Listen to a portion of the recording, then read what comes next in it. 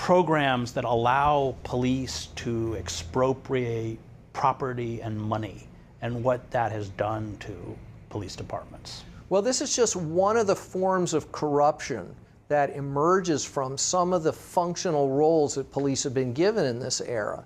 So, most importantly, the war on drugs has radically expanded police power. It has eroded the Fourth Amendment, and the asset forfeiture laws that were created as part of the war on drugs. Explain how those work, because you don't even have to be convicted of a crime. No, only your money does. Yeah. And the standards are civil standards, not criminal standards, which means that it only requires a preponderance of the evidence rather than guilt beyond reasonable doubt. In the book you talk about how these police forces would go out, I think you call them fishing expeditions.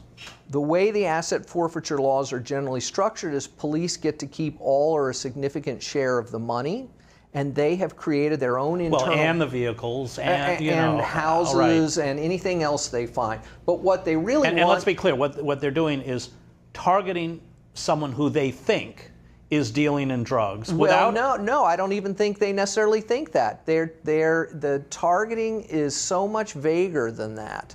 And in some cases, there's evidence of targeting people just because they think they have money on them.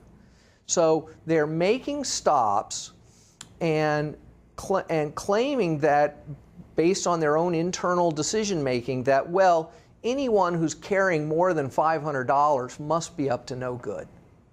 Because what law-abiding person would be carrying $1,000 with them? The fact that that person is on the way to the doctor's office to pay a bill or has just come from a check cashing place is not of interest to them. If they're suspicious of that person, they make a confiscation right on the spot, and then you have to prove that your money is not guilty after the fact. Which most people can't do.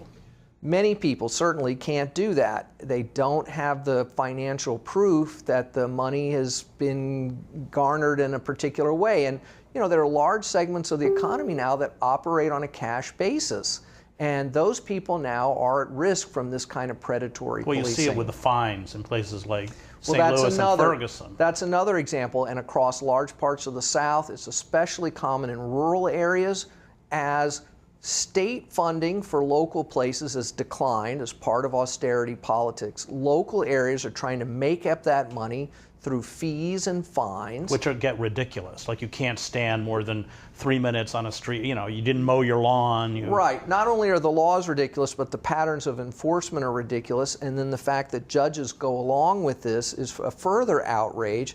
And in some cases, it's resulted in debtors' prisons, where people who can't pay the fines are coerced into getting money from friends and family, not just to bail themselves out, but to come up with a deal on all the fine money, and they can't get out of jail until they pay it.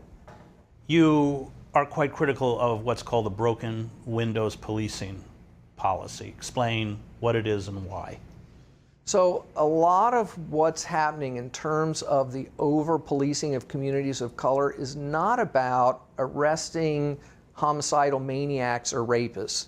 It's about the constant, invasive, harassing, low-level enforcement of very minor violations of the law. This is Garner selling loose cigarettes, which shouldn't even be a police matter. But the mayor of New York, like many politicians across the country, is committed to this idea that if they aggressively micromanage the public behavior of poor people, that will lead to public safety, a revitalization of neighborhoods, etc. But the whole precept behind it is fundamentally racist. We know that the architects of this theory were of a mind that poor people are, by their nature, incapable of regulating their own behavior, and it's only a coercive state that will force them to do the right thing. You say it's essentially, it shifts the burden of responsibility for the declining living conditions onto the poor themselves. It was revolutionary. They took what was a very well understood idea that poverty and social dislocation leads to crime, and instead said that it's disorder that produces crime.